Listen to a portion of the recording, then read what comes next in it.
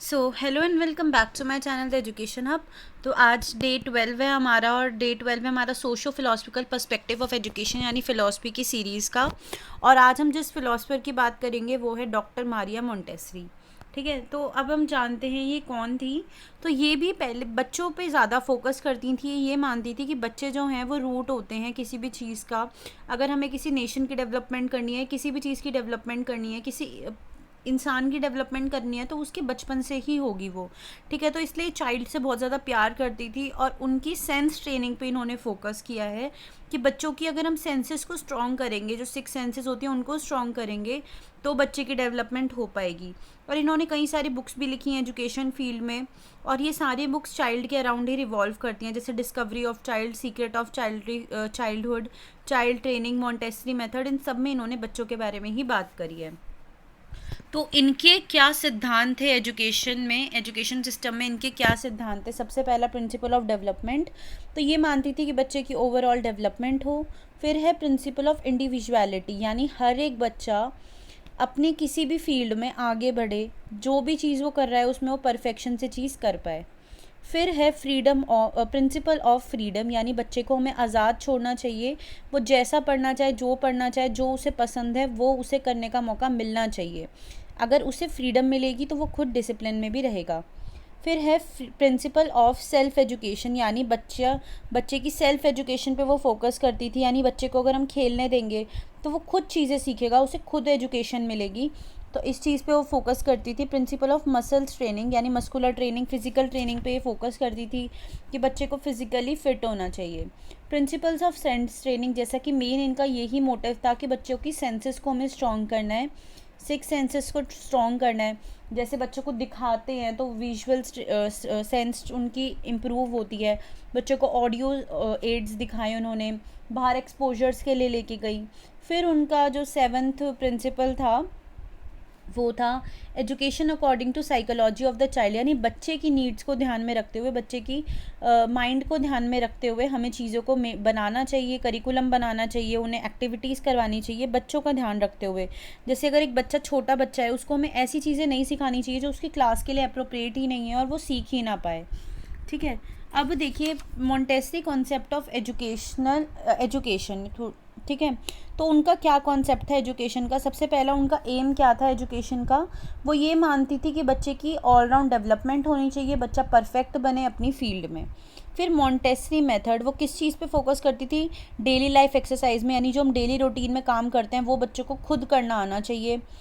Exercise for sensory training, फिर वो ये मानती थी कि बच्चों की सेंसेस को स्ट्रॉन्ग करना चाहिए, टच को, हियर को, और वो कलर्स को समझ पाएँ अलग अलग। ठीक है, और वो चीज़ों को टच करके बता पाएँ ये कैसी चीज़ है, हार्ड है, सॉफ्ट है, मतलब सेंसेस से रिलेटेड चीज़ें उनकी स्ट्रॉन्ग होनी चाहिए। डिडैक्टिक एक्सरसाइज क्या होता है, जिसमें रीडिंग, राइटिंग, अरिथमेटिक, यानी बच्चा लिख सके, पढ़ सके और छोटी मोटी कैलकुलेशंस, बेसिक मैथ कैलकुलेशन कर पाए। ठीक है, तो ये उनकी 3 कॉन्सेप्ट थे एजुकेशन के।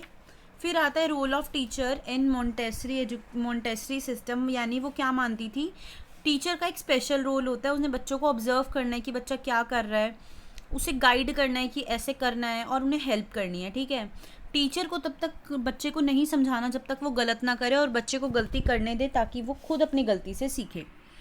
फिर है मोंटेसरी कॉन्सेप्ट ऑफ डिसिप्लिन। इन्होंने बोला कि कोई भी डिसिप्लिन का स्पेस नहीं दिया इन्होंने बच्चों को। उन्होंने बोला कि बच्चों को जो भी करना है उन्हें करने दो, अगर वो शांति से कर रहे हैं तो शांति से, शोर मचा के कर रहे हैं तो शोर मचा के, यानी जो उनका एटमॉस्फेयर है वो कंप्लीट फ्रीडम का होना चाहिए। ठीक है, अब स्टूडेंट की बात है, स्टूडेंट को तो वो सेंटर में रख के चलती हैं, चाइल्ड सेंटर्ड एजुकेशन है पे फोकस करती हैं वो।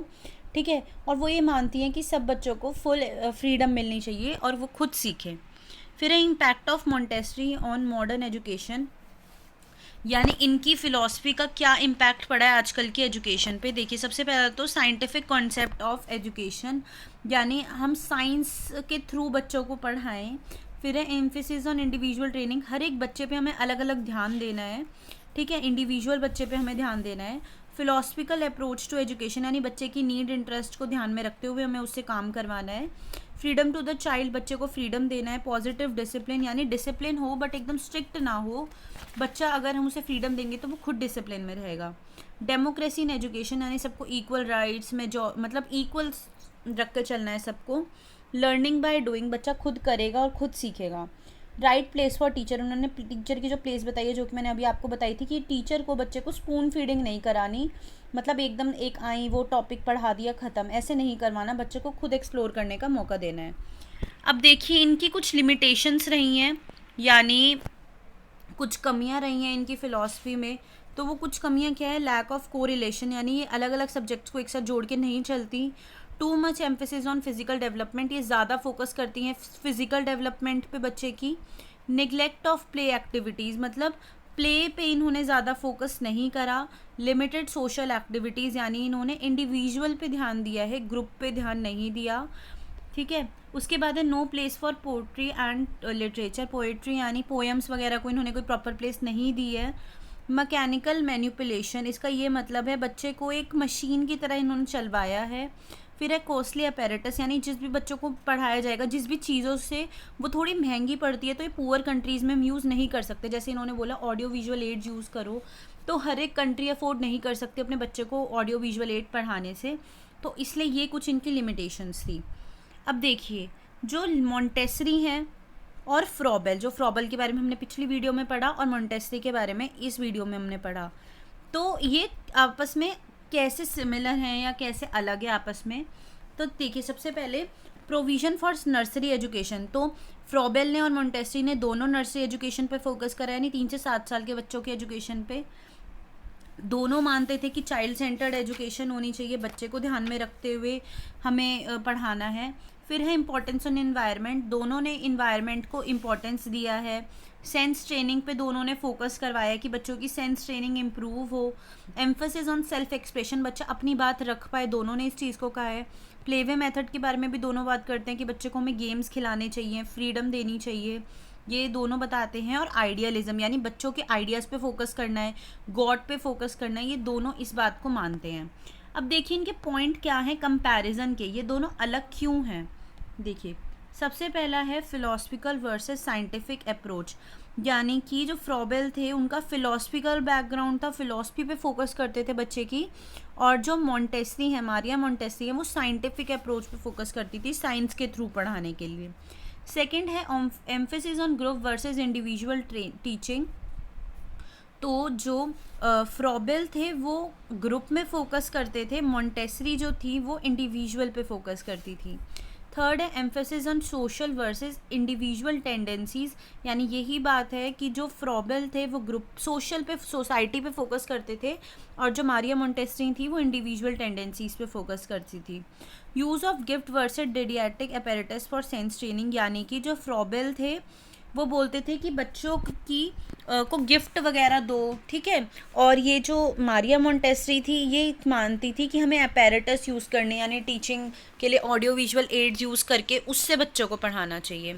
फिर है emphasis on manual versus daily life activities, जो फ्रॉबेल थे वो मैनुअल वर्क पे फोकस करते थे, यानी कि जो हम ऐसे काम जो सबको आने चाहिए, जैसे कि अपना कुकिंग, क्लीनिंग, ये सब आनी चाहिए। और मॉन्टेसरी बोलती थी जो डेली लाइफ एक्टिविटीज़ हैं बच्चे को, जैसे ड्रेस करना, मतलब ड्रेस तैयार होना, ठीक है, ये सब आना चाहिए। Scope for song, poetry and tales, यानी कि फ्रॉबेल ने फोकस करा है सॉन्ग्स वगैरह पे, बट मारिया मॉन्टेसरी ने सॉन्ग्स, टेल्स, इन सब पे फोकस नहीं करा। Scope for reading, writing and arithmetic, ठीक है, मॉन्टेसरी ने रीडिंग, राइटिंग और अरिथमेटिक पे फोकस करा है, लेकिन फ्रॉबेल ने अपने किंडरगार्टन में इसको इग्नोर करा है। ड्यूटीज़ ऑफ टीचर, तो ड्यूटीज़ ऑफ टीचर मतलब किंडरगार्टन सिस्टम में टीचर को एक गार्डनर की तरह माना गया है, और मॉन्टेसरी बोलती हैं कि टीचर बस एक ऑब्जर्वर होंगी, गाइड होंगी। एप्लीकेबिलिटी में अगर हम देखें तो सेंसरी अपैरेटस जो है, हम टच, साइट और हियरिंग तो हम बच्चों को प्रोवाइड करवा सकते हैं, लेकिन अगर कोई पुअर कंट्री है तो हम उसमें ये वाला मॉन्टेसरी वाला मेथड अप्लाई नहीं कर सकते, बट हम फ्रॉबेल वाला मेथड हम अप्लाई कर सकते हैं। ठीक है, तो इस वीडियो में हमने जाना मारिया मॉन्टेसरी के बारे में, क्या उनकी फ़िलॉसफी थी, और उन्हें कंपेयर करा फ्रॉबेल के साथ। होप है आपको वीडियो समझ आई होगी। अगर आपके कोई भी डाउट होते हैं तो कमेंट सेक्शन में पूछ सकते हैं, या टेलीग्राम का लिंक मैंने डिस्क्रिप्शन में मेंशन किया हुआ है, वहाँ पे भी जाके आप लोग पूछ सकते हैं। And if you like watching the education of videos, to do subscribe to my channel. Thanks for watching.